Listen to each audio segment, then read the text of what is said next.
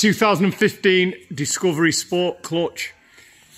Everything's pretty self-explanatory on these. I just thought I'd give you a quick talk through it in case you want to do one. Few bits, battery out the way and all the basic things. These front arch liners are gone, so we can get access and get this subframe off. So there's a gearbox there we need to get out of the way. Now, one thing you're going to have as a problem with these bottom ball joints, the pinch bolt that goes through was absolutely seized solid.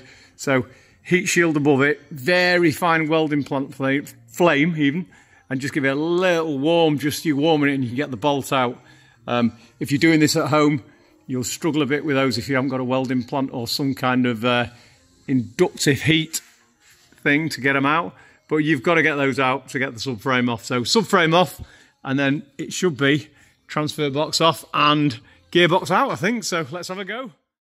Okay, when you're dropping the subframe on one of these beautiful British Leyland Dreams, if you look there, there's a plastic channel, like a conduit, and the wiring runs in for the steering rack. There's a clip. Can I do that and point to it? See the clip there? Don't think I'm making a good job of that. Let me just see if I can get there. Oh, I need to invest in a camera. You can see the plastic there, and there's a clip in there at the bottom sticking through. You need to just remove the anti-roll bar so you can move that clip out the steering rack without damaging it, and then you're pretty much ready to go. Okay, so the subframe is removed and it's down. Ball joints are dead tight on these. I had to touch it with a welding plant, as you know. Get all your wiring out the way, steering rack can hang there. Obviously someone might do these differently. Anyway, subframe's off. So I've got to that stage. There's the gearbox, transfer box there. Transfer box is coming off. Then the gearbox, clutch going in, and then it'll go back together a lot easier than it came apart, that's for sure. So yeah, just watch this plastic piece here. If you're, in the end, I did state this piece here, get it out the rack. You don't need to. The wiring comes off the gearbox. The wiring goes up there. You can see it's got a little chaff mark in there. Why? Because it's so well designed, it's been touching the anti-roll bar. So there you go. Love British Leyland. So this clip here takes it out the subframe, and that is the wiring trunking out the way. I've just whipped the anti-roll bar off just to make it easier. So yeah, that's what I do anyway. So there's a transfer box up there. So at least we're into the job now and I can get the clutch in. So we now have the gearbox out. Basically, we've got it on a transmission jack here. We've put one of these strapped cargo straps. Cargo straps, sound American. We've got a cargo strap round it, or a strap thing. Won't go into that too much detail. Look how blue that is. This has been slipping its head off this clutch. Flywheel's shot, so we're going to change that. We've got a transmission jack under, sorry I lost words there, transmission jack under the engine holding it up. So we'll change the flywheel, put a clutch on it, we'll put a release bearing, new one of those, clean all this dust out, and back in she goes.